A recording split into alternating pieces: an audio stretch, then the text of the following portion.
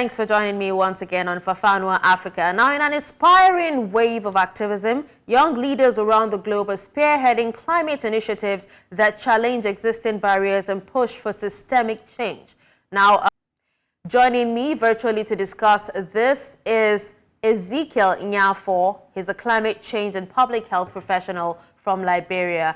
Hello, Ezekiel. Thank you for joining me at this time. Ezekiel, can you unmute your mic, please? Yes, how are you? I'm very well, thank you. I can hear you now. Ezekiel, speaking of climate change, how do you think that the youth climate change movement has evolved in recent years? Yes, so the youth climate change movement have had a lot of momentums over the years, with young people getting involved into the fight against climate change across the world. And I believe that there have been many young people who have taken the mantle of authority to address the issue of climate change in their communities. So we have seen a lot of young people getting involved, and I think their involvement has raised up the urgency to address the issue of climate change across the globe. All right, now, what would you say are the most pressing climate concerns facing our generation today? The most pressing climate concern that is facing our generation today is the issue of impact of climate change. For example, in Liberia, there are many young people who currently are being displaced because of flooding in local communities, and also the issue of food insecurity is affecting many young people, children, and women, and as well as the lack of urgent actions taken by government across the world to address this pressing challenge that is facing our present generation. Ezekiel, you've mentioned quite a few challenges, but what specific policies or actions would you like to see implemented, by world leaders to be able to help alleviate some of these challenges? So some of the effective strategies that we can look at, for example, we need to have a intergenerational approach to addressing the issue of climate change. Everyone has to be involved in the fight against climate change. Going down to the women, the children, the young people, they all have their role to play, they all have their part to play to address the issue of climate change. So we are looking at an intergenerational approach towards addressing the issue of climate change. Okay, but what about leaders? I did ask, what you feel the leaders should do, the policies that they should bring to the fore or to the table to be able to, help with it. So there are few policies that have been put in place. For example, we are currently looking at COP29 that will be taking place in Azerbaijan in Baku, where they call for loss and damage finance to be at the table to address the issue of climate change. They call for more funding for adaptation to address the present challenges facing the continent of Africa. And also we are looking at the issue of finalizing on the new collective quantified goal to address the issue of the gap in climate funding that is coming to the continent. All right, now let's talk about, protests, or demonstrations, driving climate action. How effective do you think that these protests and demonstrations are, especially when it comes to driving climate actions? I think we've actually seen a few in some countries here and there, some protests. In fact, I'm not sure of which of the countries, but I think I did see one where some protesters went into a gallery and poured paint on arts and artifacts. So what do you think about the effectiveness of these protests? Yeah, there are many strategies that can be used. So protests has been one of the most effective strategies that has been used to call government to hold government to account. So it is about holding duty bearers to account, and these protests that we have witnessed over the time have brought about the urgency, have elevated the discussion that yes, we demand more actions from our world leaders. We demand demand more approach. When I talk about more approach, I mean an approach that will be as realistic, because some of the actions that have been taken are more of neurocentric approaches. But we're looking at, if we look at the continent of Africa, there are many protests that have been taking place from Kenya to Uganda and to other African countries. And what I can say is that these protests have elevated the debate to holding government accountable. So they are very effective. Okay, you talked about holding, a government or leaders accountable. Aside protests and demonstrations, what else do you think would actually, what role do you think young people can play to hold the leaders accountable, especially when it comes to driving climate action? Yeah, one role that young people can play, there are a lot of youth experts, in the field of climate change. So they have the role as policymakers as well. Young people can craft and design policies that can be more effective towards the issue of climate change. Young people can get involved into negotiation processes, to push for more inclusive policy that can take into account people with disability, young people, women, and children. Young people are also crafting so many bankable projects across the world. So all these I wish young people can get involved into the process. But I think it's a bad idea if it is not violent. But let's talk about how you think that we can empower more young people to take action. How can we empower them? Yeah, young people can be empowered, number one, through capacity, capacity building and training. So we have to train more young people to get involved into creating different projects to address the issue of climate change.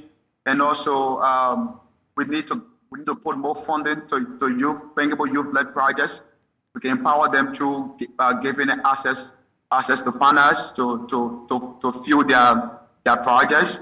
Also, we can empower young people by connecting them to the right donors, to the right funders that can fund the projects, and supporting them with all the tools, skills, and technology needed to scale their project and to implement some of their initiative across the globe. Okay, now Ezekiel, speaking about some of these actions, makes me wonder some of the challenges that some of these activists must have actually faced. Since you're one of them, can you go ahead and please tell us some of the biggest challenges that you faced as a young climate activist? Yes. So one of my biggest challenge when I was getting involved is that most often young people are being overlooked. When you say that this person is a climate activist or the person is a young person, I mean with finance, bigger finance, like maybe $1 million or $500. I've learned that the best way you can approach this issue is to build your capacity and to be able to get involved more. All right, now, but go ahead and also tell us, what role you think grassroots movements actually play, in advancing climate action in Liberia, and how do you think that they can be scaled up? Yes, grassroots youth movement have been very, very instrumental in advancing climate actions in Liberia. There are many grassroots organizations who have the direct connection with the communities, who are making a lot of impacts in their local communities. And I think one of the ways that their action can be skilled is when they have access to the right tools and the right support that they need to elevate their conversation to the national level or to elevate their impact to other local communities. So grassroots organizations need more funding to empower their initiative and their project. Grassroots organizations need more capacity, more training, to project management, into M&E. These are skills that they need so that they can be able to track their impact and track the progress they are making. And another thing that they need also is how to craft a project, a bankable project proposal, because now everyone is requesting project proposal, they are requesting concept notes, and this grassroots organization they don't have, some of them don't have the skills and the tools that they need to get involved into these things.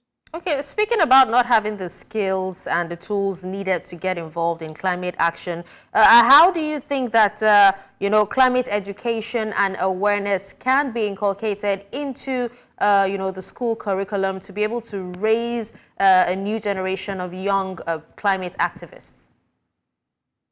Thank you. That's a very good question, and I have been one of the lead champions of the call for climate education in Africa. So over the years, in 2021, my NGO, the Youth for Climate Actions, that I serve as the executive director for, we partner with other youth-led organizations in Zambia, Kenya, Uganda, and Zimbabwe. We collaborated and created the first and only Africa Climate Ambassador Toolkit that is currently the only climate education resource material that fits into the African context. And there are many youth-led organizations across the continent of Africa that are using this particular toolkit to educate and raise awareness on the issue of climate change in their local communities and in school clubs. So we believe that climate education plays a very pivotal role in empowering society to address the issue of climate change.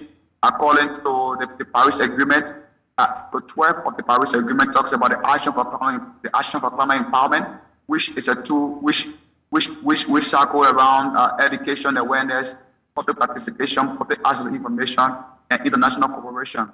And also Article 6 of the UNFCCC, the United Framework Convention on Climate Change, talk about education and awareness to empower communities.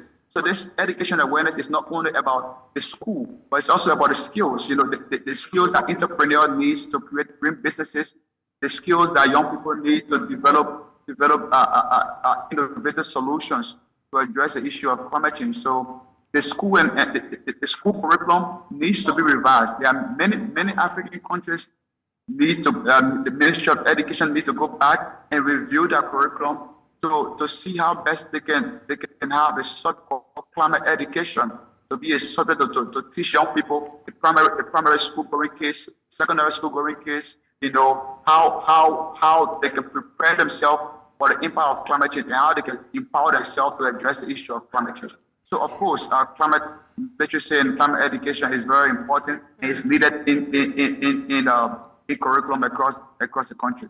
Ezekiel, I remember you did talk about how, it's been difficult for you to get funding because, most people feel since you're a young man and you just started your NGO that there's no structure yet and that they find it difficult to trust young people. Young people can be quite enthusiastic, if you agree with me on that. But how do you think that, young people can actually balance optimism with the urgency of the climate crisis? How young people can balance activism and optimism, not activism, optimism.